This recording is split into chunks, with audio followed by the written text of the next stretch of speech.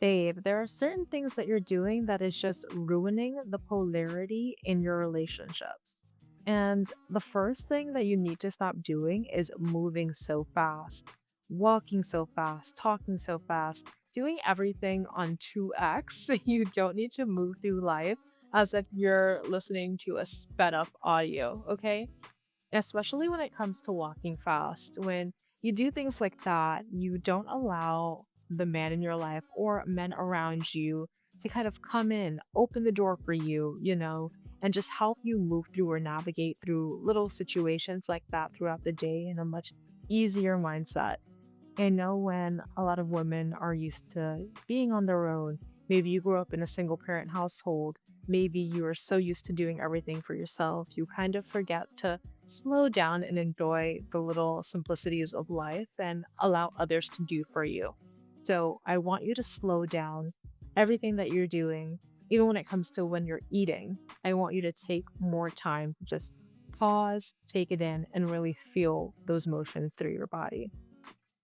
The next thing that I need you to stop doing is not allowing a man to carry things for you, especially when they're heavy. I know we live in a time where, feminism is at an all time, well, I wouldn't say an all time high, but it's definitely something that is spoken about. And don't get me wrong, I believe in being able to take care of yourself, being self sufficient. All of that is great. However, we do live in a universe that embodies polarity, where there is feminine energy, there is the masculine to balance it out, the yin and the yang, right? And you don't need to know or do everything by yourself. It is okay to receive help. I get it. You're strong. I get it. You may be independent. I love that for you. But knowing when to turn it on and turn it off so that way you can really just be in your body and enjoy certain moments without feeling like you have to fend for yourself 24/7 is really key.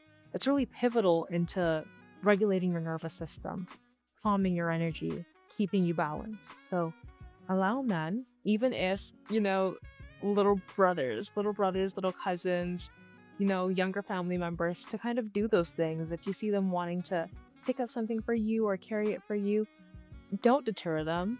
Allow them to do that. That's totally okay. The third thing I want you to stop doing is paying for things in the presence of men.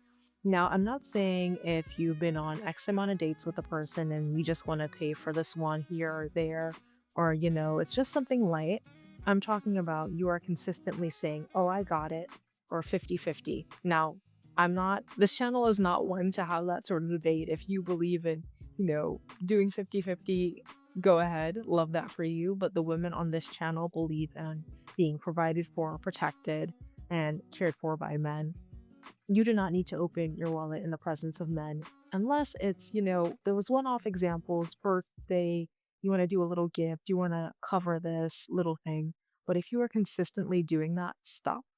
Men naturally want to protect, provide, and if you are depriving them of that, you are depriving them of their energy. By you allowing yourself to be in a more receiving role, it's okay. It's better. It's calm. In fact, you'll feel better. You'll feel more regulated, and he'll feel like he's impressing you. So allow that because it's a win win situation. Now, the last thing I want to say, the last point that I want you to implement is no longer rushing to say your point. I want you to remember you have nothing to prove. And oftentimes, when we're having conversations with men, we feel the need to kind of speak or buck up on their level. And what I mean by that is speaking with a strong tone. Now, I'm not saying authoritative. It is completely okay to be authoritative when need be. It is completely acceptable to be, assertive. Absolutely.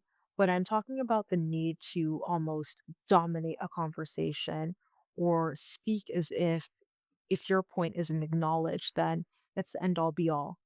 You have nothing to prove. And so allow them to feel the need to earn your respect, earn your thoughts, earn your attention to what it is that they're saying.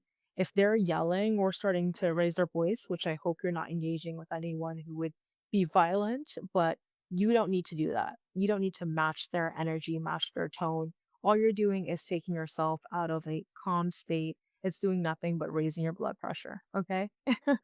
So feel free to disengage whenever conversations start to take a turn that they probably shouldn't.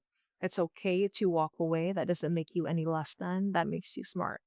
So, those are the little tips that I've noticed a lot of us tend to do and how they can kind of throw off polarity with us and masculine men.